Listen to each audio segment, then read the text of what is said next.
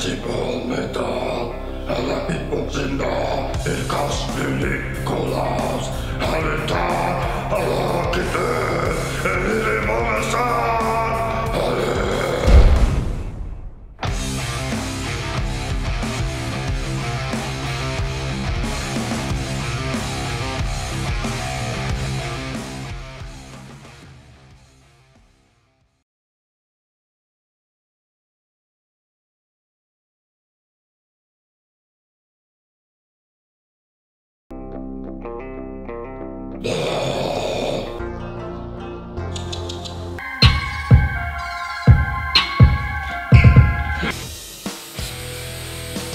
Punk is not dead, ale takýmto tvojim prístupom ho naozaj zabiješ. Aha, takže toto si ideš.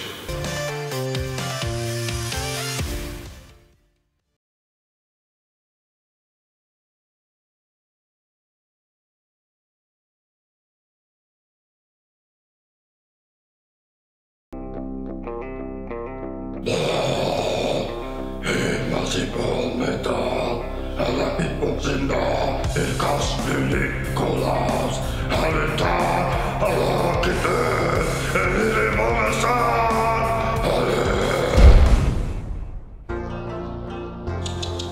Počúvať pesničky na nete? Spamätaj sa, to nie je zrovna alternatíva k mainstreamovej kultúre. Vieš, čo je alternatíva? Ja som alternatíva. A ešte možno aj moja káva, ale nie o tom som chcel.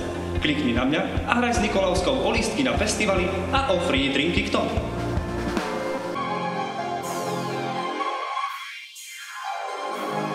Nevral mi, že sa ťa nedotkol rap, že by si nechcel sa dostať na fest. Zadara k tomu chlad, zadara, klikni si na mňa, bude to zábava, babe.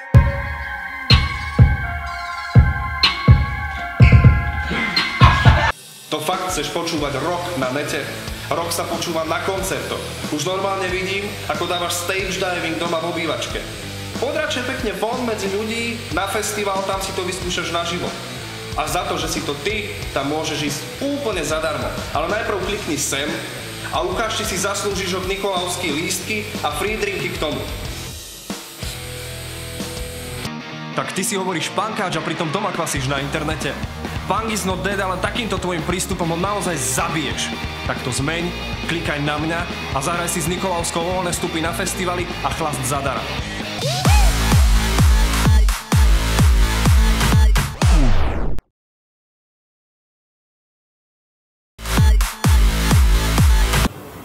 Aha, takže toto si ideš.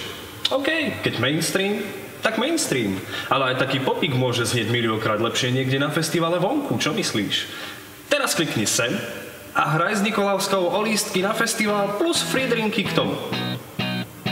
Počúvať hudbu na nete? To hádam nemyslíš vážne. Poď radšej von! Každá muzika predsa znie aspoň miliónkrát lepšie niekde vonku na festivale. Klikni sem a hraj s Nikolauskou o lístky na festivaly a free drinky k tomu.